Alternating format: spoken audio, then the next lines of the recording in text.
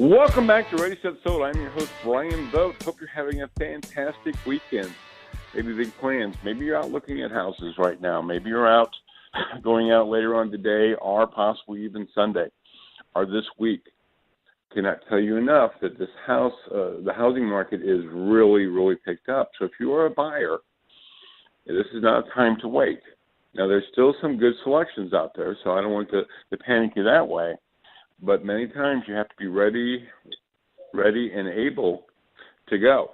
And so we're talking with Deb Rust of New American Funding about that simple fact is that sometimes there is still mystery about it or some type of intrigue or some type of fear that really just doesn't exist when people want to check and find out if they can be approved or what they're approved for. And then we were talking between the break about that simple fact that really is not that way at all, is it? No, not at all. I was saying to you on the break, sometimes I find that the people that don't worry about their credit should worry, and the people that do worry about credit should not. So a prime example that I always use, and my dad would kill me if I said this, but my dad's kind of old school, and he came from the mortgage side of things, always paid cash for everything. And my mom, didn't work, and she was the department store credit card person and that. And when it came time for my dad to pull credit for whatever reason, he had no score. And my mom had, close to an 800 credit score, which was mind-boggling to him. But the reality was he had demonstrated no worthiness. He had demonstrated that, he paid cash for everything, which is great, and he thought that was the way it is. But from a lender, we had no basis on which to tell if he was a good borrower or not. There's no record of that. So it's very, very important to keep your credit, use credit, I guess, for lack of a better word. So the things that make up your credit score, like I had said in the earlier segment, is not just paying your debts on time. It's what kind of debts you have, how long you've had them open, how many new debts you get in a certain amount of time, and then the diversity of credit. So credit cards are not the devil. Installment loans are not. But you want to have a good mixture of both of them. It's your earning or your borrowing potential that determines a lot of your score.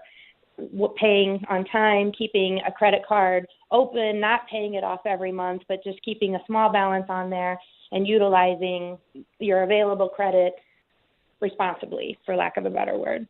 So there's a lot of people that think, there's a lot of myths out there that I hear all the time with respect to, you had said people are afraid to talk to lenders because they don't want to check their credit because they think that it's going to cost them. As I had mentioned earlier, you can get the free credit report as well as from New American, it's the cost of business for us. We'll pull your credit for no charge, go over it with you, and then give you any insight that we can on what we can do to make you a potential customer. A lot of people think checking your credit numerous times hurts you, and that's not really the situation either. Anytime you pull your credit on your own and it doesn't result in a loan or a credit card or whatever, it doesn't hurt your score, in any way. A good example of that is car shopping. People shop for a car, and the dealer may try 12 different lenders or banks at that exact time. Your score doesn't drop 2 points or 3 points for every single lender that they pull through. There is actually a rationale, I guess, that the FICO has where it knows what you're doing. So you can shop lenders, you can shop banks, you can shop, different things to make sure you're getting the best deal.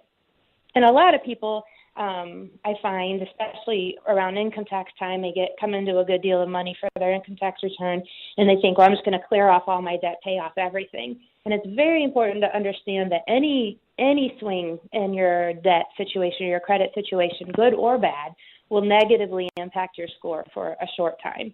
So if you get a big, $1,000 or $2,000 income tax refund and you pay off all your small credit cards and you think you're bettering your situation, it's instability as far as how FICO looks at it. They're thinking, uh-oh, what's going on? Are they in trouble? Now they have all this borrowing power. Are they going to go max them all out? What are they going to do? And so it takes a while, and your score will negatively be impacted for several days, 45, 60 days, until it realizes, okay, she just paid off some stuff. She's fine. She's not, getting herself back into debt or, anything like that. So it's really important to talk to somebody about it. And I'll always kind of counsel people, if you've got a $500 Macy's card and you just want to do the best thing for your credit, the best thing to do is kind of pay it down to 40% of your high limit. So you wouldn't want to pay it off necessarily, but just pay it down to, $200 balance and just keep, paying on that every month. And your score just jumps by, leaps and bounds. Sure, and I think it just reiterates of why you need to talk to a lender, not trying to make these decisions on your own. You might be thinking you're doing the right thing, and maybe you are. It's not saying that you never are, but again, talking to a professional, I'm here on the phone with Deb Rust of New American Funding, and just scores again why it's so important to talk with the lender, have that conversation. There are a lot of things that can come up, and as you said, there's situations where people think that they are doing the right thing, and they might be. Paying off debt is usually traditionally a good thing, but like you explained, that may not be the best way to use those monies, and the only way you're going to know that is to talk to a professional, and it's okay. And I think that's the other part of it too that you mentioned too, Deb, that I think was a great point. You're here to help them through the process. You're here to, if they need to sit down and talk, whatever they need, that's what you're there for, correct? Absolutely. And something I think people forget, and this is something that's been age-old and has never changed, cash is king. If someone has money in the bank, any underwriter, any lender will look at that as being stability over your score.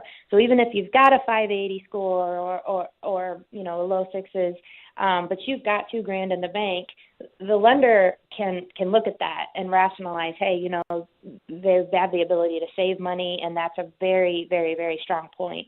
So if you're trying to get your score to a 640 to qualify for a grant program, but you're $20 in your checking account, then you're just robbing Peter to pay Paul, maybe.